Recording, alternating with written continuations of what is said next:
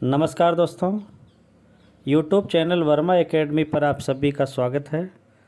दोस्तों, आज के इस वीडियो में आप देखेंगे हिंदी विषय कक्षा 7वीं की पाठ संख्या 4 से, जो कि बसंत भाग 2 से लिया गया है।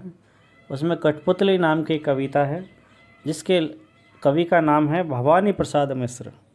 तो यहाँ भवानी प्रसाद मिश्र के द्वारा रचित जो कविता है, उसका मैंने भावार्थ पूरी तरह यहाँ समझाया है।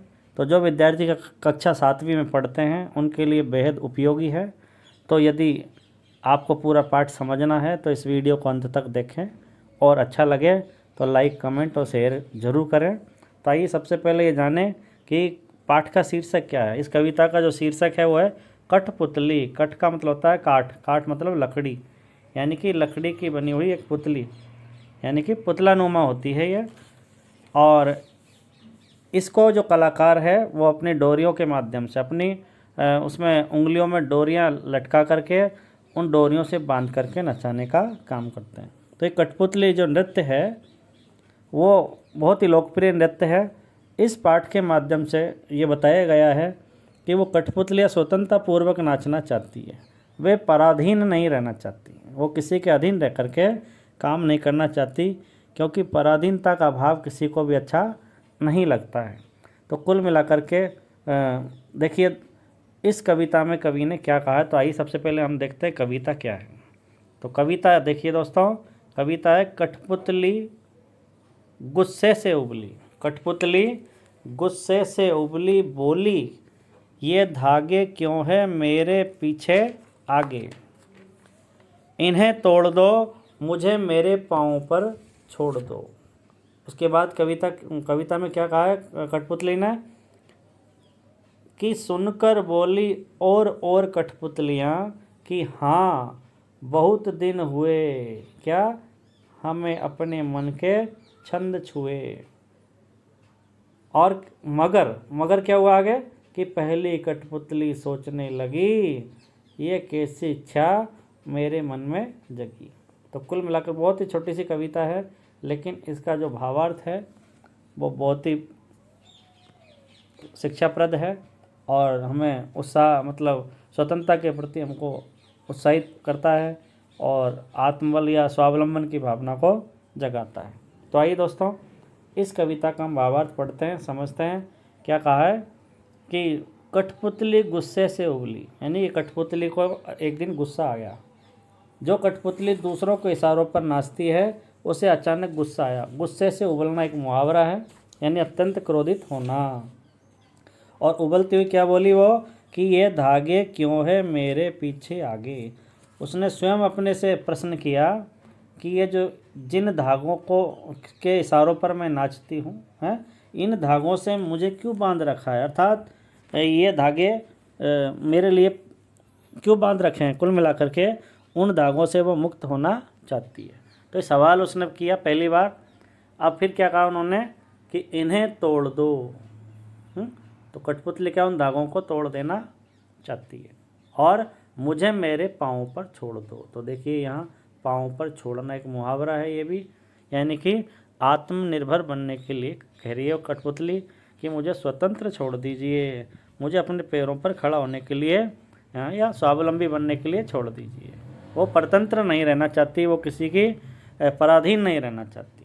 फिर क्या कहा आगे उन्होंने, अब देखिए एक कठपुतली की बात सुन करके अन्य सारी जो कठपुतलियाँ थी, यहाँ देखिए यहाँ दूसरी कठपुतलियों का कथन है यहाँ पर कि सुनकर बोली और कठपुतलियाँ, यानी कि पहली कठपुतलियों को की बात सुन करके जो अन्य कठपुतलियाँ थी वो क्या बोली कि हाँ, उनकी हाँ में हाँ मिलाया। क्या कहा कि हाँ बहुत दिन हुए, हमें अपने मन के छंद छुए। तो यहाँ क्या कहा इन्होंने, सभी कठपुतलियाँ मिल करके उनकी बात का समर्थन करती है। पहली कठपुतली का क्या कहा कि हाँ हमें भी अपने मन के छंद छुए। मन का छंद छूना यानी कि मन की इच्छा करना, यानी मन चाहा करना, कुल मिला करके अपने मन में आए वो करना। तो वो क्या कह रही है कठपुतलियाँ कि हाँ ये तो बात सही है, हमें भी अपने मन से, हमने भी कुछ नहीं किया आज तक है, कुल मिलाकर के वो भी चाहती है कि हम भी आज़ाद हो जाए, हम भी मुक्ति चाहती हैं। मगर देखिए इन सब बातों को सुन करके, अर्थात इन जो कठपुतलियों की बात को सुन करके जो पहली कठपुतली के मन में फिर बाद में क्या भाव आता है वो देखिए यहाँ कि मगर, देखिए मगर पहली कठपुतली सोचने लगी, पहली कठपुतली क्या सोचने लगी अचानक कि ये कैसी इच्छा मेरे मन में जगी। यानी कि जब उसे पता चला कि सभी कठपुतलियों की जिम्मेदारी मेरे स्वयं के ऊपर आने वाली है, इसलिए उसके मन में एक सवाल पैदा हो गया। वो सवाल क्या था कि अचानक मेरे मन में कैसी इच्छा जगी। क्यों? क्योंकि वह सोचती है कि वो अन्य कठपुतलियों की जो स्वतंत्रता की जिम्मेदारी है वो कैसे उठा पाएगी। कुल मिलाकर के बड़ा मुश्किल काम है, इसलिए स्वतंत्रता तब आएगी या स्वतंत्रता तब पाएंगी जब हम स्वयं आत्मनिर्भर होंगी। यानी कि जब व्यक्ति अपने बल पर जीना सीखता है तब वो स्वतंत्र माना जाता है।